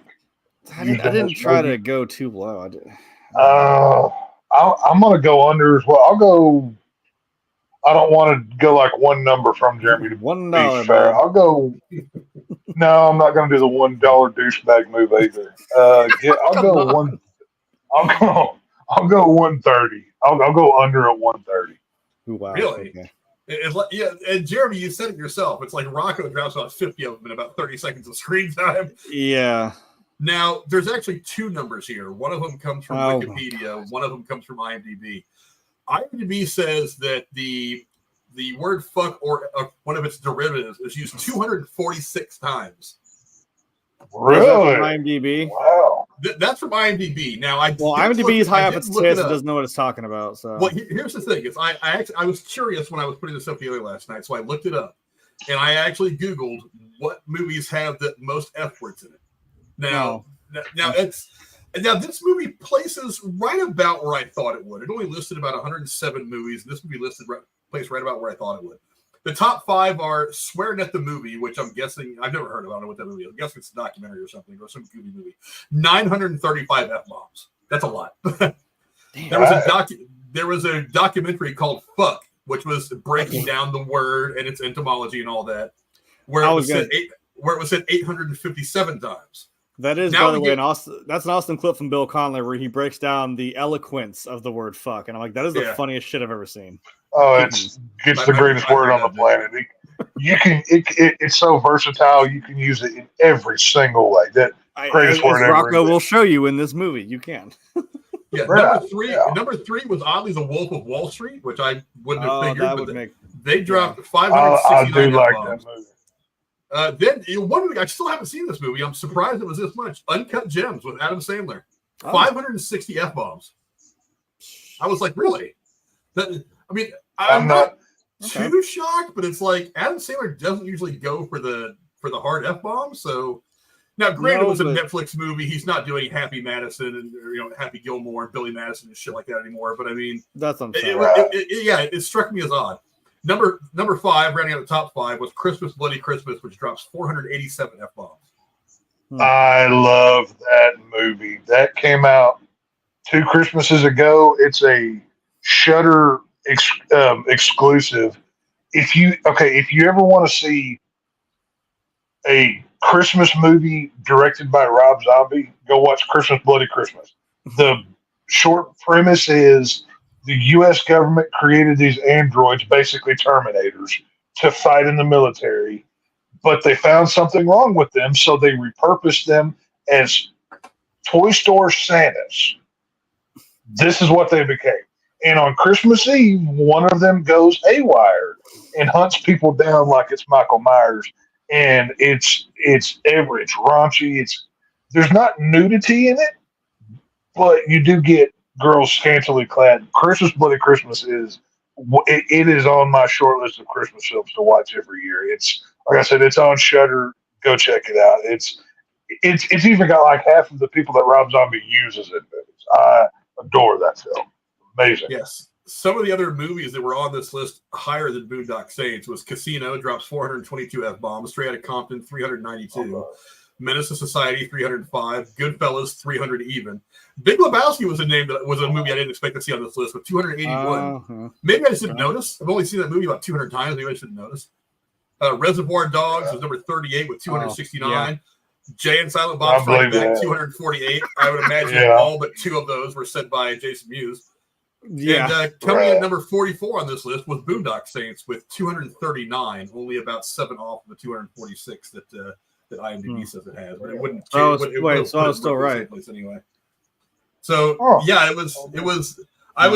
I wasn't surprised at the number. I was surprised it didn't rate a little higher on this list because it really does seem like Rocco's little tirade notwithstanding. It seems like every third word is the F word in this movie anyway. It's just kind of the way they talk. So I was really surprised they didn't get more.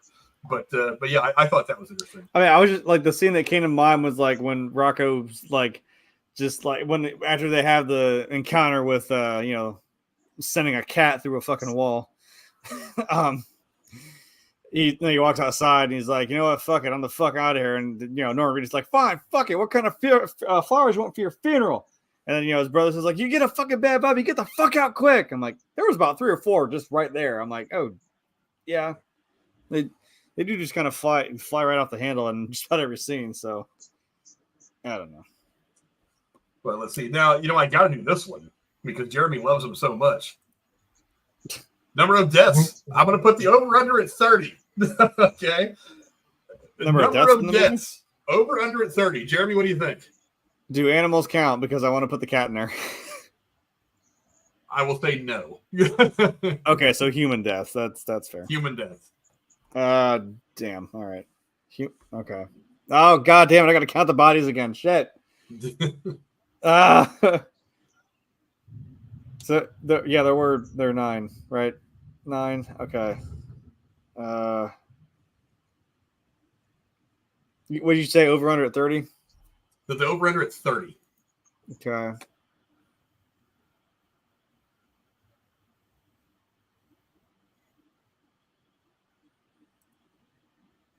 Give me a second. No, Tex, what do you think? Well, Jeremy's thinking about it. I gotta like run through the movie. Give me a second. I have no earthly idea, so I'm going to go over, Bob. Give me over. I'll say over at, just to throw a number on it, just to be fun. If the number's 30, I'll go 37. Okay.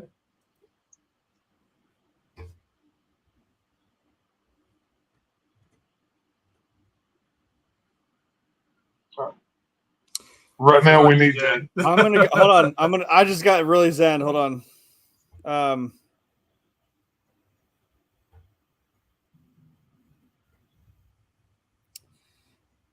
I'm going to go. Wait, shit.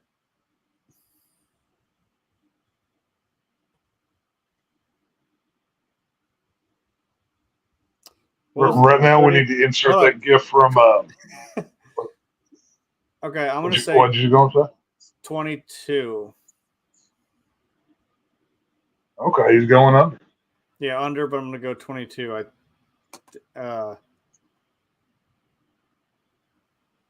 No, wait, shit. No, stop. Hold on. We need to put that scene from The Hangover where the guy with the beard is sitting at the poker table and like all the math equations are popping up on the screen. That's what Jeremy's doing in his head right now. 25. 25.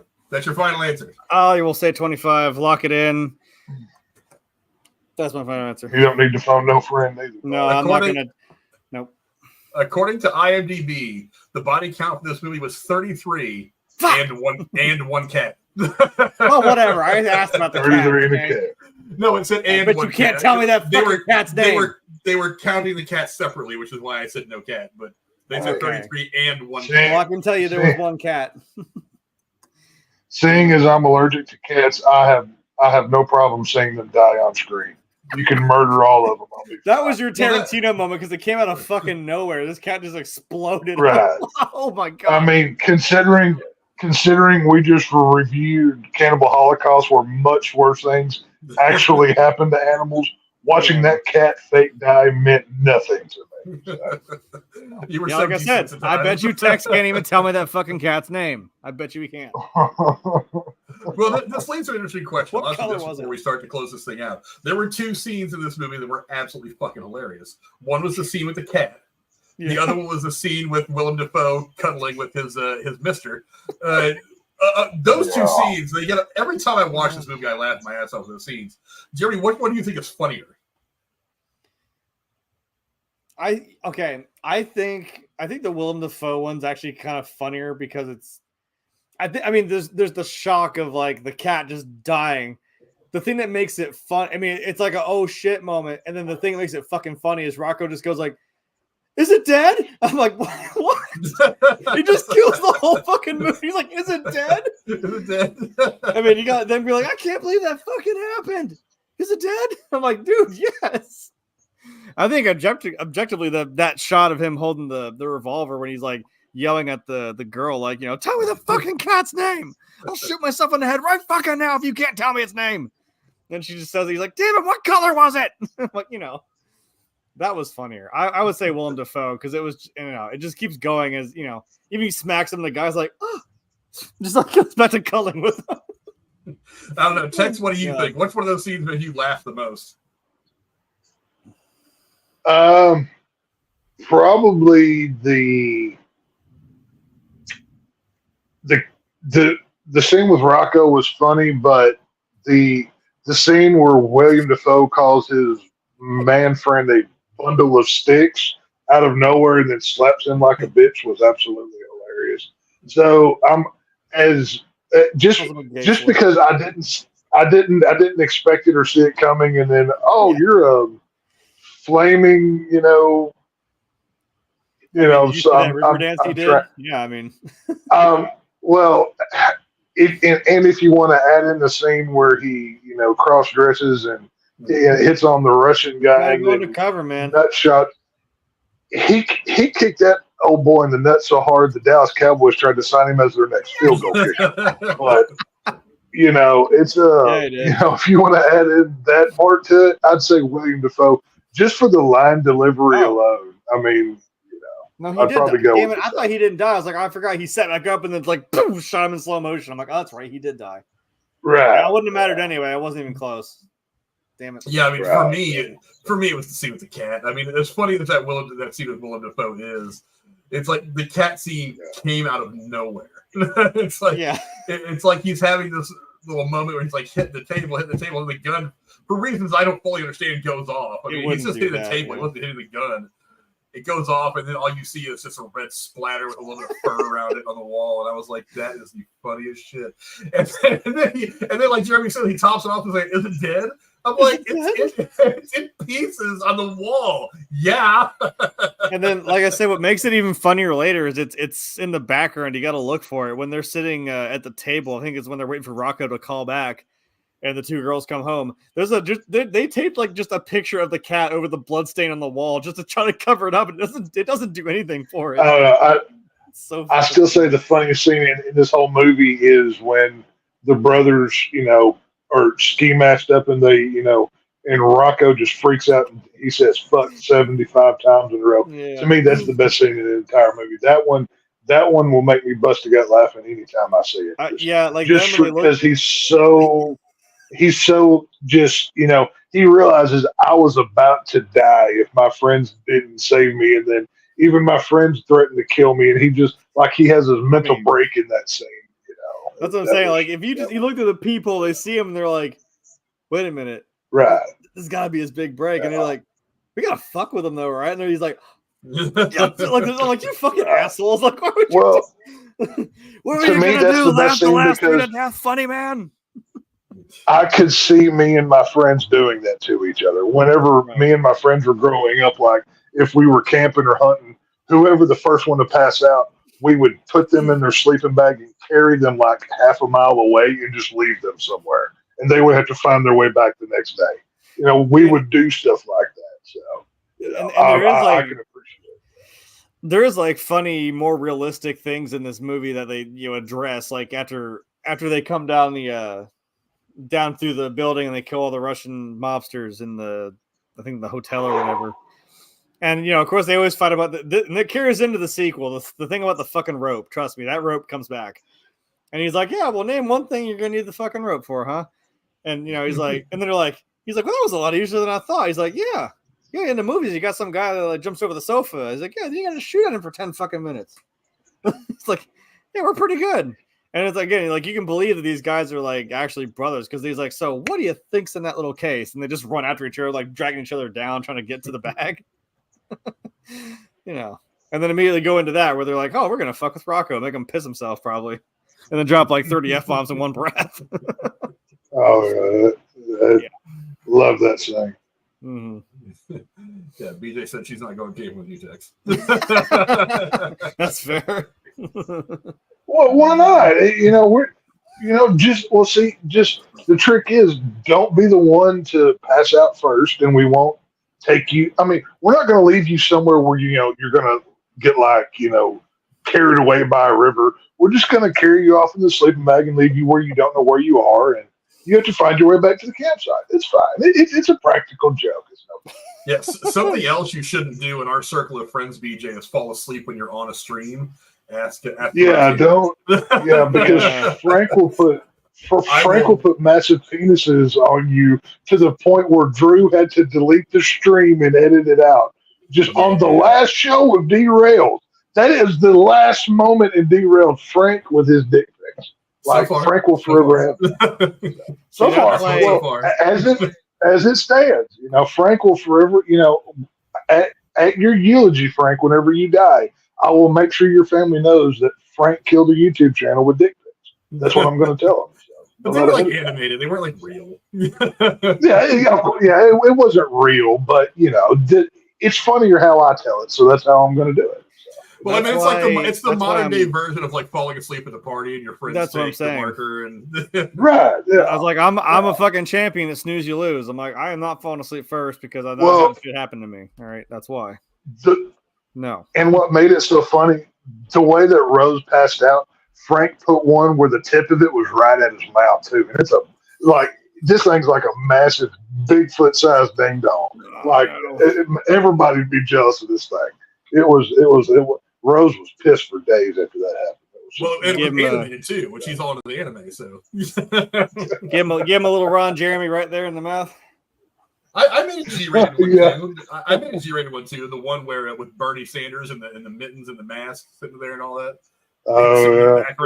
I made a G-rated one that was kind of funny, but it was just the moment that Frank put it up, and then Drew was literally mid-sentence. Then he saw it and goes dead silent, ends the stream. No goodbyes, no shout-outs, no anything. It literally ended like a 6-hour stream. It was so funny the way he reacted. So he gave you an Irish goodbye. Oh, right? Yeah. Oh, God, dude. It was. I got you. I wish that stream was still up. Drew just cut it off at the end of the show. It was so fun. I loved it. It was great. Yeah, it was not my finest moment, but it was still funny as hell. I look back on it now and I laugh. I felt bad when I did it, but I look back on it now and I laugh. But we're going to go ahead and start to wrap this one up so we can get out of here. I'll go to my co-host real quick and get your guys' final thoughts. Tex, I'll go to you first. Give me your final thoughts on the Boondock Saints from 1999. I can appreciate it for what it is. I can see why it has cult status. For me, it doesn't really stand out the way it does to some others. To me, it's very generic. It's very obviously the people that made this were fans of Quentin Tarantino because this screams Reservoir Dogs and Pulp Fiction. So much of this movie I can relate back to those films and that style, even the storytelling style. But that being said, that doesn't make it bad because the best artists steal from one another. But, a lot of fun scenes that, hell, we just went off for 20 minutes about whether which one was funnier or whatever. People like Rocco made the movie. Yeah, well, which one was funnier, the homosexual or the cat? Like, yeah. The gay guy or the cat? Which one was more funny? Right. But it's obviously this will forever be one of those movies that people love. And I mean, hey, I can't say anything. I'm the one that will praise Cannibal Holocaust and defend it against anybody who wants to argue. So who am I to say anything? So rock on with you, bad self. Jeremy, what about you? Give me your final thoughts on Boondock Saints. Yeah, like I said, this is at least a yearly watch. Like I said, coming up. This is one of those ones that I do say sometimes I don't have to watch it. I mean, I'll watch it just for the pleasure of watching it again, but I'm like, I don't have to watch this movie because I've seen it so many times. And not that I wouldn't watch it again, but I'm, again, going to double feature these movies with some friends this weekend. So, There you go. Yeah. So, but mainly because I'm like, I'm glad we're doing the sequel next week because I'm like, I don't actually watch the sequel as much because I know this may shock everyone, but I'm like, 2 was just like, yeah, I don't know. It feels like I don't know. Like Tex always says, and like I say too about like Texas Chainsaw, I'm like, there's a grittiness and there's a tone and feel to this movie that I'm like, the sequel, I'm like, it feels a little too. I shouldn't say stylized because this movie. I mean, this movie feels like '90s. When you watch this, that you know exactly what decade you're in. You know exactly where this was. And then 10 years later, I'm like, it feels like that, but I'm like, it was polished in a way that I'm like, it doesn't feel the same. The style is still there, and it is funny. Yeah. I still forever want one of those shirts that just has Sean Patrick Flanery, and it just says "fuck you, I know shit." Like, I just want a shirt of that. Just trust me when you get there. It's I bet the internet has one for you. You look I'm sure it does. And with the introduction of what's the Mexican's name? Machete. No. I don't know. Fuck, I forget his name too. What is his name? Frank. I don't know. I'm just listing random Mexicans. Was it Romeo? Yeah, I think so. Because he was like in the car, he's like, "Oh, everybody, shut up!" Romeo's crying. Oh, God damn it. Yeah, there are some funny bits. I do enjoy 2, but not as much as I enjoy this movie. Very cool movie. Again, it's 25 years old, but hey, man, if you haven't seen it, I would definitely give it a watch. Like, what more do you want from 2 Catholic Irish brothers that are turned vigilante to only kill the bad people in society? So, and as you watch the end credits, and you'll see newsreel of people kind of debating the morality, left or right, or just trying to keep that conversation just, under wraps. So just, like whatever you feel about it, but it does raise a good moral question. It's a lot of fun and one exploding cat. Yeah. Yeah. Like I said, for me, it's like from 1995 up a couple of years into the 2000s. I mean, independent film was just thriving because it really was this point, like from the mid late 80s all through the 90s into the 2000s. Movie making, the big time blockbusters became very one dimensional. I mean, there was a lot of explosions and a lot of eye candy, but not a lot of great story and a lot of great characters. There was a lot of great actors. They just weren't given much to work with.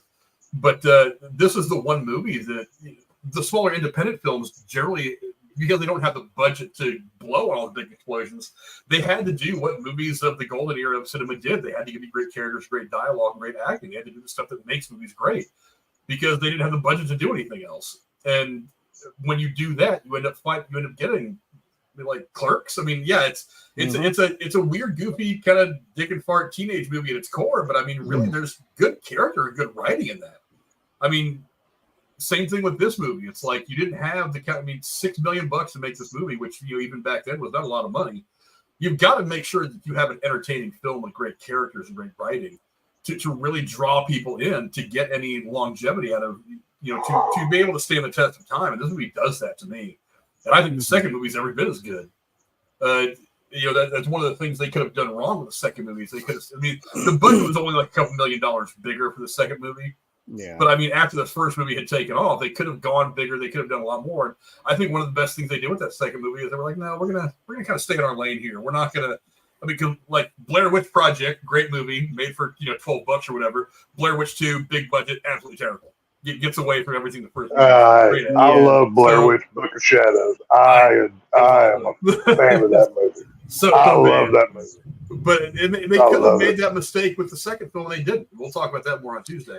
They gave the father a bit more of a backstory, which was cool. So if anything, watch for that. It's really cool.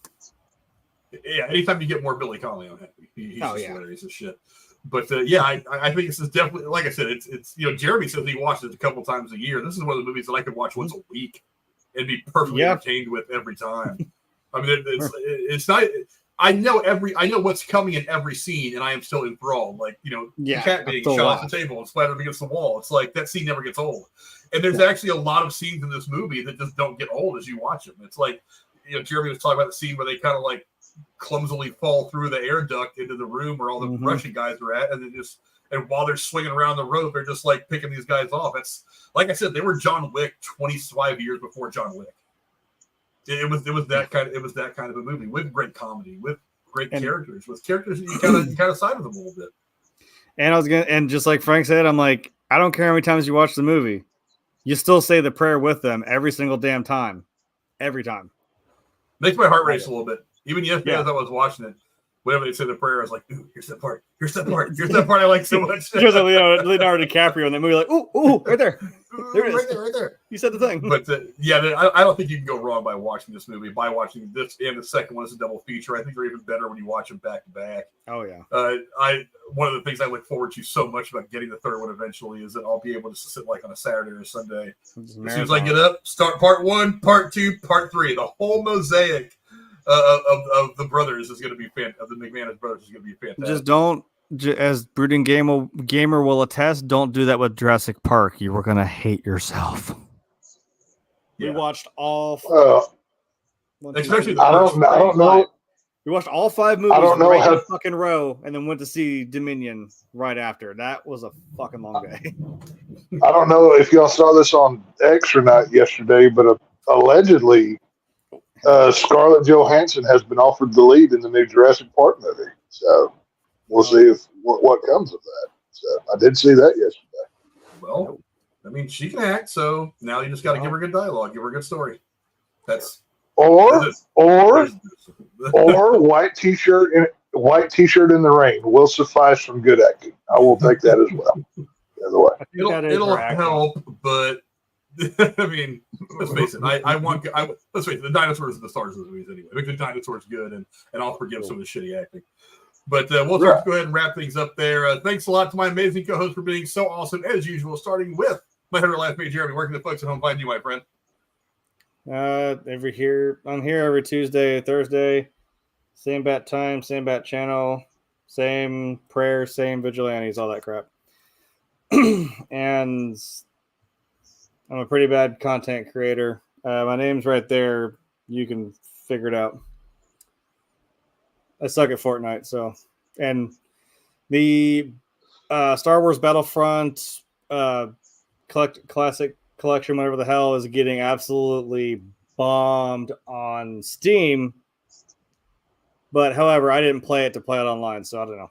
Maybe nice little nostalgia berries for me, because it came out in 2005. You know, we didn't really have internet gaming like you have now. So that's where I'm at. And to my friend from down south, the shape from Lone Star State, my man Tex, where can the folks at home find you, my friend? Right now you'll find me laying on my back in my bed because I'm in pain, y'all.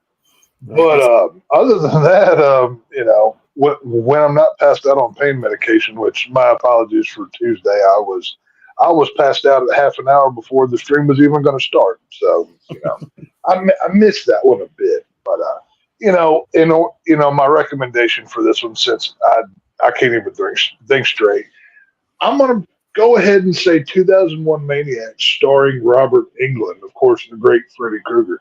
It's on, I believe it's free on Tubi. It's kind of like I don't want to spoil too much. It's a 2000 horror film, takes place in the South. Robert Englund, he plays a kind of a creepy role, of course. And it's a fun watch. It's not a great film, but, you know, it's one that I enjoy, so go check that out. As for me, you can find me here Tuesdays and Thursdays going over whatever the hell movie I feel like talking about that day. And, of course, next week we're going to be going to part 2, Boondock Saints 2 All Saints Day, breaking down the 2009 film. Every bit as good as this original. We get to see the backstory behind their father. We get to see the MacManus brothers doing their thing all over Boston again in a movie that I think is every bit as good as the original. Also with one of the funniest lines I've ever heard a woman say. But yeah, I'm really looking forward to that one as well. Me and Jeremy want to sink our teeth into the Boondock Saints for a while now, and I'm glad that we. My first instinct was knowing that the third one was coming, wait so that we could do all three of them back to back to back. But I was like, I don't even know when it's filming. It was supposed to start filming last year. It was supposed to. I don't know if it's in production yet or not. I haven't read anything about it. There's nothing that I could find saying when it's going to be on screen at all. So I figured we'll go ahead and do this now because it's St. Patty's Day, and what better way to celebrate St. Patrick's Day and Irish heritage than to go with the MacManus brothers and talk about all the cool shit they do. But, maybe he'll drop us some information this weekend. Maybe we will. I look at Twitter all the time. I'm like, Norman, you giving me something here? Sean, anything? But Billy, somebody help me. Anybody, anything. I mean, Rocco, give me something. But hopefully we'll be getting some news about that soon. But if not, whatever. I'm sure it's going to come out eventually. Troy Duffy, get going, man. Get going. We need to make this happen. But thanks to all of you for coming and hang out with us. We very much appreciate it. We'll see you guys on Tuesday. Have a great weekend.